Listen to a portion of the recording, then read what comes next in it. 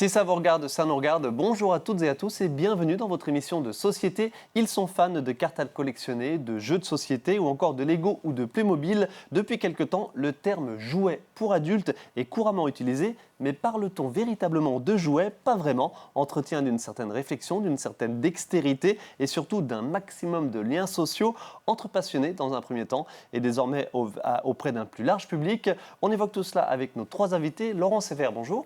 Bonjour. Vous êtes joueur et collectionneur de Lego et animateur de Lego. Vous avez notamment proposé le salon Spin à Brick il y a quelques temps. On se détaille tout ça dans quelques instants. Oui. Théotime Bernardin, bonjour. Bonjour. Vous êtes joueur de jeux de société et propriétaire, animateur du Presbytère. C'est un escape game. Attendons. Et enfin, Paul Créteau, bonjour. Bonjour. Le vice-président de l'association Tas de Beaux Jeux de Bruyères, avec plein d'actu également du côté de Bruyères autour des jeux de société et des cartes à jouer, entre autres. Messieurs, merci pour ce que vous nous avez amené sur le plateau. Vous nous avez fait un très joli plateau avec des Lego, des cartes à jouer, des cartes à collectionner et quelques jeux de société pour adultes, mais pour enfants toujours, mais de plus en plus pour adultes, et c'est le thème de cette émission. Allez, justement, donc Laurent Sévère, un petit mot sur les Lego, dans un premier temps. Vous y êtes revenu sur le tard, on appelle ça le Dark Age des Lego, c'est-à-dire C'est-à-dire que j'étais grand passionné enfant de Lego, je jouais avec mon frère à l'époque. Et comme tout adulte, on a notre vie professionnelle, nos études, donc j'ai arrêté. Et en 2011, je suis devenu enseignant et j'ai voulu, avec des pratiques pédagogiques innovantes, je me suis remis au Lego, puis de là, ça a commencé. Donc, le nouvel âge des Lego pour les adultes. Vous êtes enseignant en mécanique au lycée Pierre-Gilles de Gênes à Gérardmer. Oui. Et les Lego, aujourd'hui, c'est pour vous aussi un véritable support professionnel et pédagogique. Oui, tout à fait.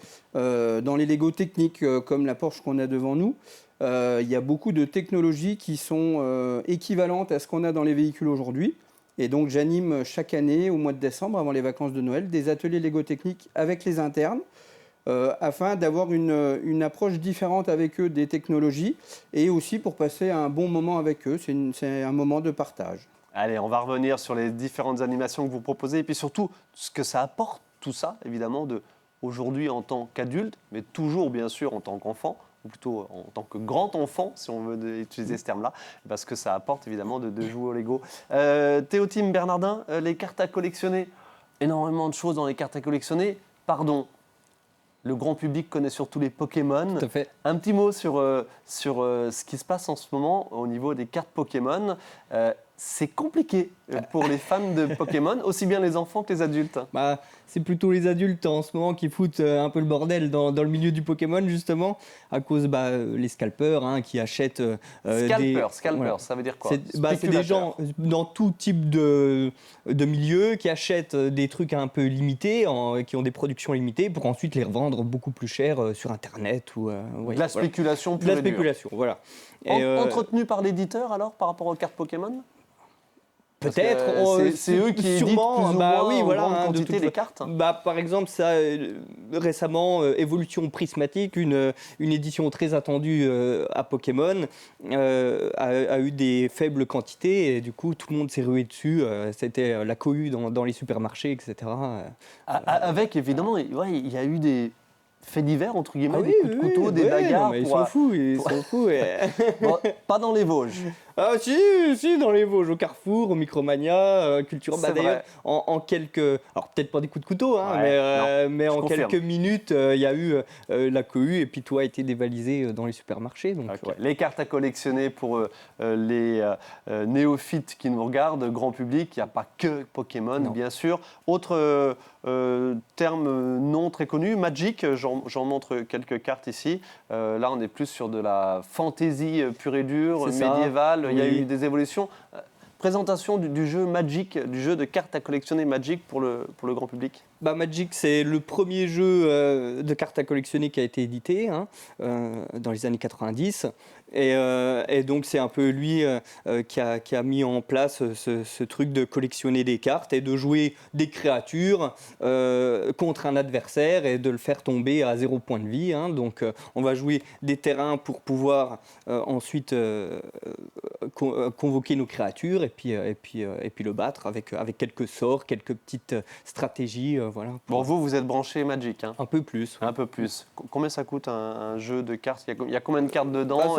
C'est un petit booster. Bon, c'est à peu près pareil pour tous les jeux de cartes à collectionner. Donc là, il y a une quinzaine de cartes dedans et c'est en moyenne 6 € le booster de cartes. Avec l'aspect aussi collection, bien sûr, tout à fait, et cartes oui. rares. Alors, Magic, on est plus sur c'est ça, on est plus sur du jeu à jouer, Magic, mais ça tend aussi beaucoup plus vers la collection avec des cartes qui peuvent valoir plusieurs centaines d'euros, dont par exemple très récemment l'anneau unique. Ils ont fait une édition Seigneur des Anneaux qui s'est vendue à plus de 2 millions d'euros. Voilà, ça a été une des cartes les plus chères vendues. Une carte, 2 millions d'euros. Numérotée, il y a des petites cartes numérotées avec un numéro tant sur, par exemple celle-là sur 500 cartes, voilà, et l'anneau unique, il y avait une seule carte sur une.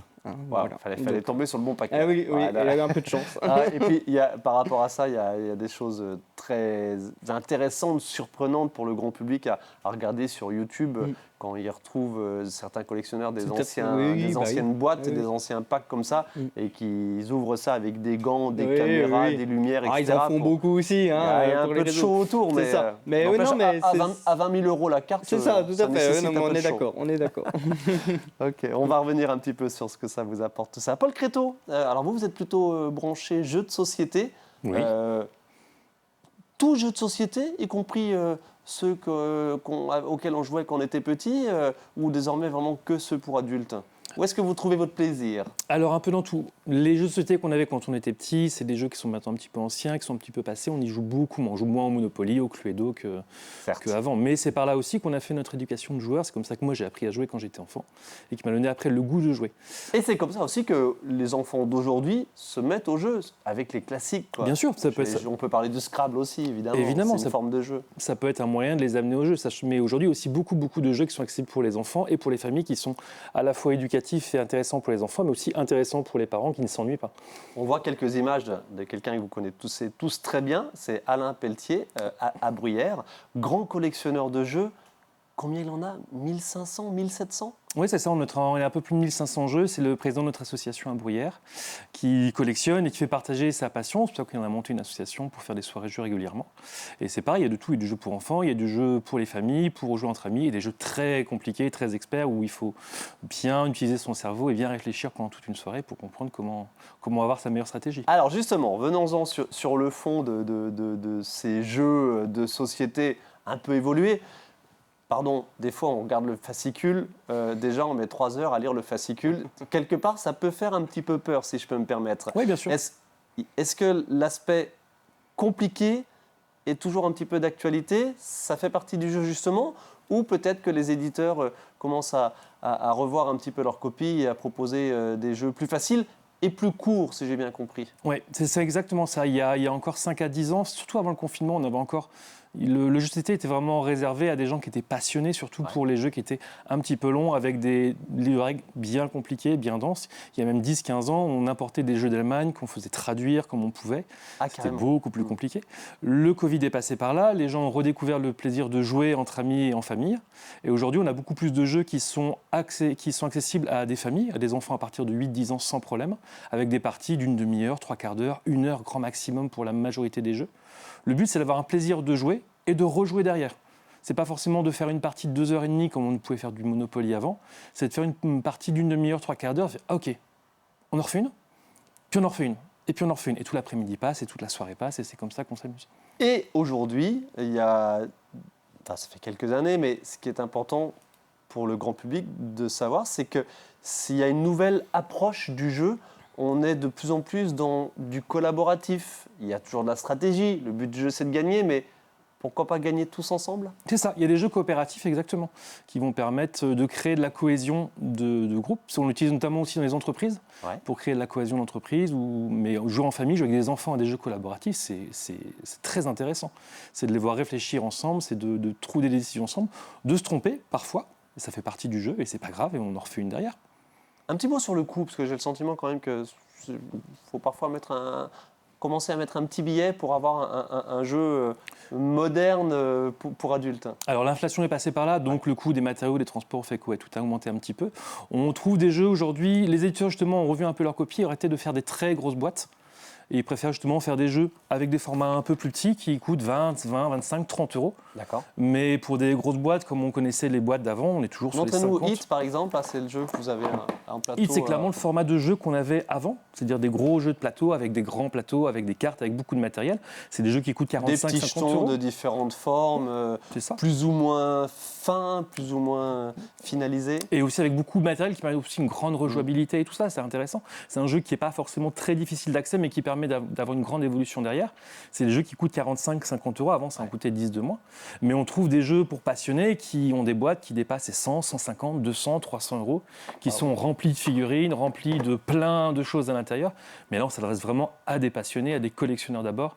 C'est déjà rare de les trouver en boutique, même spécialisés. C'est vraiment des produits très particuliers. Et pour ce type de jeu, on précise qu'il y a 3 boutiques spécialisées sur notre département. C'est ça. Le Donjon à Saint-Dié-des-Vosges, les Lutins Malins à Épinal. Et puis à Remiremont depuis quelques temps aussi, au Gnome, j'ai mangé le nom. Au Grand Gnome. Au Grand Gnome. À Remiremont. Donc à Remiremont, au niveau du rond-point, là, à l'entrée de Remiremont, près du cinéma. Une autre boutique que je ne connais pas, peut-être dans les Vosges? Non, de mémoire, pour moi, il y en a 3.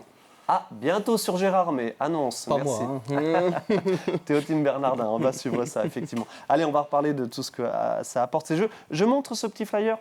Geek and Collect, c'est votre association, Paul Créteau, qui organise ce rendez-vous. C'est le dimanche 23 février, donc pas ce dimanche, mais le suivant. Geek and Collect, c'est un vide-grenier ludique à Bruyères, toute la journée, à partir de 9h et jusqu'à 17h. On trouve du jeu, mais aussi du matériel geek, jeux vidéo. C'est ça, du jeu de société essentiellement, mais du jeu vidéo, des BD, des mangas. Il y aura aussi des artisans qui font par exemple des choses avec des perles à coller, des choses comme ça, qui vont dans l'univers geek et pop. Combienième d'édition? C'est la troisième fois qu'on le fait. Geek and Collect le dimanche 23 février, parce que par rapport justement à cet aspect économique pur et dur, il y a aussi le marché du jeu d'occasion. Exactement. C'est surtout que comme on estime que chaque année, il y a à peu près 1000 nouveaux titres qui sortent. 1000 nouveaux titres ou ressorties ou extensions de jeux qui existent. Ça paraît dingue, comme ça. 1000 jeux nouveaux mis sur le marché par an. Et disponibles en France. C'est-à-dire qu'en plus, si on va à l'étranger, c'est pire. Et du coup, on a tous des ludothèques, on a tous qui ressemblent à des grandes bibliothèques, parce que ce soit des livres, c'est des boîtes de jeux. Mais tout n'est pas extensible, donc il faut régulièrement faire le tri et régulièrement faire sortir. Donc il y a un marché de jeux d'occasion qui s'est vraiment installé, qui permet justement de se débarrasser de boîtes qui sont des bons jeux, mais auxquels on ne joue plus forcément, pour permettre souvent d'incorporer des nouveautés, des nouveaux jeux avec des nouvelles mécaniques. Énormément de choses en ligne, mais en vrai, dans les vides-greniers, dans les boutiques, dans les soirées, même les boutiques, quelque part, elles peuvent être un relais. Profitez de ce tissu de passionnés sur notre département pour vous initier à tous ces jeux et voir en acheter d'occasion. Si 50 € pour jeu, ça fait peut-être un petit peu beaucoup pour certains, effectivement. Laurent Sévère, je reviens à vous et au Lego. Vous avez juste à côté de la plante, alors tiens, la plante, c'est grosse mode de Lego, c'est la gamme botanique de chez Lego. Oui, donc là c'est une orchidée là. Donc c'est pas ma plante, c'est la plante de ma femme qu'elle a eue pour son anniversaire. Vous pouvez la prendre pour montrer-la nous bien en image pendant qu'on est... Hop, voilà. Les téléspectateurs l'ont vu certainement dans les magasins ou les grandes surfaces dernièrement. Et il y en a de plus en plus. Il y a combien de modèles Chaque année, Lego en sort et je pense qu'ils ont compris le filon. C'était le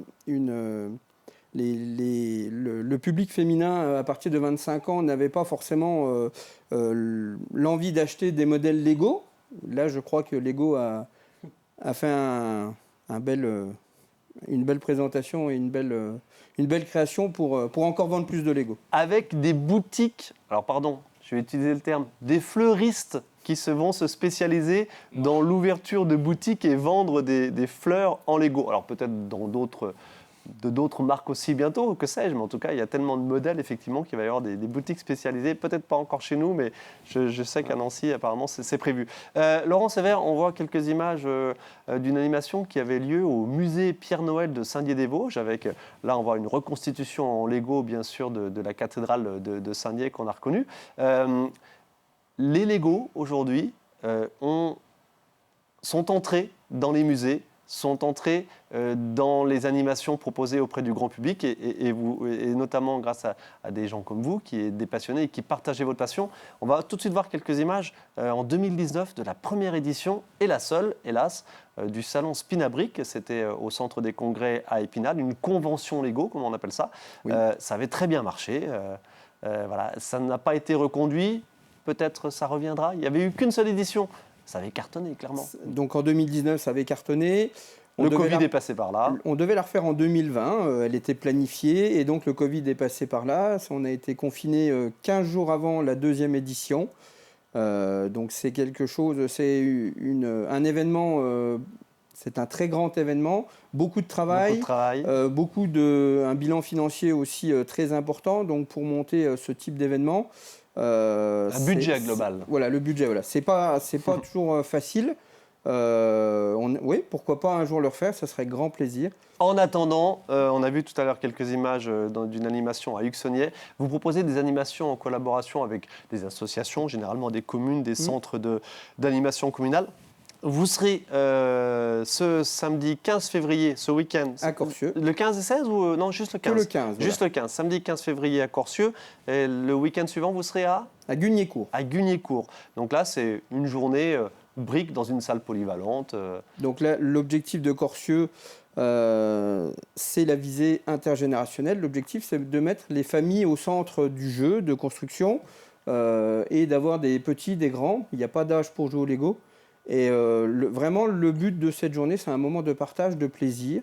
Et avec Brick Animation, on arrive aussi à partager notre passion du Lego dans les maisons de retraite, où par exemple, on peut demander aux résidents qui ont des problèmes de motricité, de dextérité, de mémoire, par exemple, de cette orchidée, avec une notice, par exemple, reproduire le mot orchidée en Lego.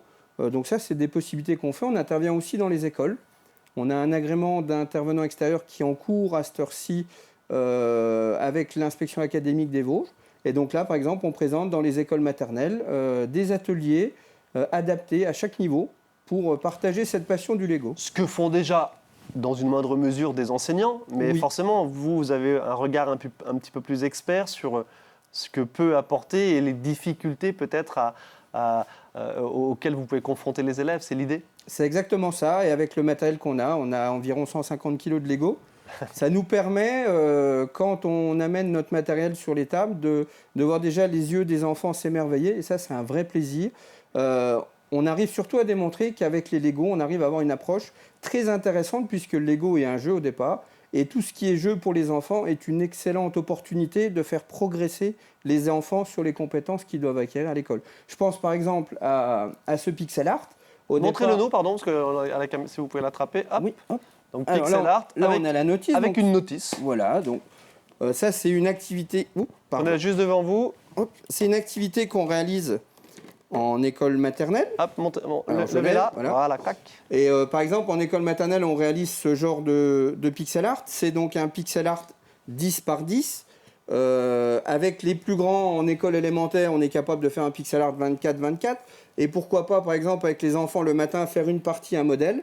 Et l'après-midi, avec une autre classe, faire une symétrie. C'est-à-dire, on va démonter la moitié et les élèves sans notice devront réaliser une symétrie. Donc, on a énormément de possibilités pédagogiques avec les Lego. Et ça, c'est très intéressant. Et vous nous parlez d'un agrément par rapport à la direction académique des services de l'éducation nationale, comme quoi, effectivement, tout le monde y trouve son compte et tout le monde y voit de l'intérêt. Les prochains rendez-vous de Brick Animation, quels sont-ils ? À part donc le week-end prochain et le suivant à Guignécourt. À Guignécourt, on a des contacts avec les maisons de retraite en ce moment, avec des accueils de loisirs aussi, où est-ce qu'on intervient beaucoup. Et donc là, pas d'autres dates fixes après Pas actuellement encore. Pas actuellement, ouais. Mais affaire à suivre parce que je pense que vous allez être sollicité. Alors il y a beaucoup de contacts qui ont été pris, on a fait beaucoup de devis. Donc on sait que ça prend un peu de temps à se monter, donc voilà. Et on sera présent à Jeux et compagnie avec grand plaisir cette Bien année sûr. encore. Jeux et compagnie. J'ai pas les dates, pardon. C'est quand? C'est le premier week-end de mars, je crois, le 8, 9, 10. Oui, je crois que c'est 8, 9, 10. Voilà, premier week-end de mars, pardon, effectivement, on n'avait pas préparé des dates. Merci à vous, parce qu'à chaque fois, sur toutes vos animations, vous avez fabriqué ce petit camion avec notre logo, Vosges TV, et il y a le car régie à l'intérieur. Et puis à chaque fois, vous mettez un petit plateau avec des caméras, etc. Voilà. On vous retrouve d'ailleurs en train de faire une interview avec un Esquimau à la main. Et on a le caméraman qui est dans une baignoire, c'est intéressant. Prenez la petite... alors c'est un tout petit diorama, on appelle ça. Oui, c'est un diorama. Quand Donc vous, là, quand vous fabriquez vous-même quelque chose, là c'est vraiment minuscule, mais des fois il y a des choses énormes. Bon, en général, moi je suis collectionneur, ça fait 10 ans que je collectionne. J'ai plus de 50 expositions à mon actif. Et en général, un diorama, ça fait 5-6 mètres de long. On a vu toi, quelques images. Collectionneur de quel type de Lego? Alors, beaucoup les Lego Espace, les Lego techniques surtout aussi. Et en ce moment, donc, je me suis mis à collectionner tout ce qui est bateaux pirates et les bateaux, quels qu'ils soient en Lego, puisque avec l'événement qu'on va faire à Corcieux, on va amener un bassin de 500 litres où est-ce qu'une des épreuves sera de fabriquer un bateau qui doit flotter le plus lourd possible et puis avec une esthétique magnifique. Oh là là, tout ça c'est ce samedi 15 février du côté de Corcieux en collaboration avec Corcieux Loisirs Animation et la municipalité. Une des animations proposées par Brick Animation au cours des prochaines semaines, des prochains mois. Théotime Bernardin, je reviens vers vous. Les cartes à collectionner, beaucoup de collectionneurs dans les Vosges, beaucoup de pratiquants? Alors, il y a deux groupes, enfin deux assos, on va dire. Une sur Épinal, où on se retrouve les mardis soirs pour jouer dans une petite salle Faubourg d'Ambrail. À savoir l'association Place au Jeu ou, non, c'est une association Magic, voilà, okay. Entre nous. Place au Jeu, c'est jeux de société. Mais on va dire il y a une quinzaine de membres, vingtaine de membres. Okay. Et on se retrouve aussi beaucoup chez Fabienne Lutin Malin, la boutique de jeux, quand il y a une nouvelle sortie. C'est des avant-premières qu'ils appellent ça. Donc on vient jouer avec les cartes de la nouvelle édition. Voilà, on se retrouve tous là. On est combien de temps dure une partie de cartes à collectionner, qui sont des cartes à collectionner et à jouer? On va dire un match, donc ça se joue en 3 manches, enfin 2 manches gagnantes. Faut faire 2-0 ou 2-1 pour gagner, donc contre son adversaire, et ça dure environ 50 minutes. Il y a un timer de 50 minutes en tout pour faire tout ça. Donc une partie, on va dire, c'est une vingtaine de minutes. On a vu quelques images des grands plateaux qu'il peut y avoir avec on appelle ça des wargames. Mais voilà, il y a plein de types de wargames différents, de jeux de guerre avec des stratégies très diverses et variées. Il y a aussi cet aspect évidemment collaboratif dans les jeux de cartes à jouer. Collaboratif, non, parce qu'on va être du 1 contre 1. Alors il y a des équipes. Alors oui, il y a des formats où ça peut être du 2 contre 2 justement, mais c'est un peu plus rare. C'est vraiment le duel contre ton adversaire et puis le meilleur gagne, quoi. L'aspect pédagogique de cela, il se diffuse un petit peu auprès du grand public et des jeunes? Ils essayent de conquérir un peu les plus jeunes, comme nous à l'époque quand on achetait des boosters Pokémon ou Magic quand on avait 10 ans dans la cour de récré. Voilà, ils essayent toujours d'avoir des petites illustrations. Magic a sorti une édition il n'y a pas longtemps où c'est des petits animaux. Voilà, donc pour essayer d'avoir le public jeune toujours dans la poche. Voilà. C'est les premiers consommateurs au final, les plus jeunes. Et puis les vieux, eux, sont plus sur l'aspect collection et puis vrai duel, vrai jeu. Tout à l'heure, j'ai utilisé le terme Dark Age, c'est-à-dire les adultes qui reviennent au jeu en les ayant abandonnés ou oubliés pendant quelques années. Oui, c'est la nostalgie qui travaille. Mais Paul Créteau, je reviens sur l'aspect pédagogique, réflexion, dextérité, etc. Les jeux de société y participent aussi, bien sûr. Bien sûr. Vous l'avez dit tout à l'heure, c'est impossible à résumer tellement il y a de sortes de jeux. Mais faut faire travailler les méninges parfois. Faire travailler les méninges, et puis oui, il y a un gros moyen, c'est un gros moyen pédagogique pour jouer, que ce serait avec des enfants ou avec des personnes âgées, justement pour essayer de reculer le plus possible les maladies les maladies du cerveau. Mais moi, qui ai une petite fille de 6 ans, on joue au moins 2 à 3 fois par semaine à des jeux de société, et pas forcément qu'à des jeux enfants. On commence à jouer à des jeux familiaux qui sont un peu plus grands pour son âge, qui permettent justement de développer des compétences de lecture, de calcul, de réflexion, de prise de décision. Donc ça aide aussi à se prendre en main tout seul et à assumer ses décisions et à prendre des réflexions.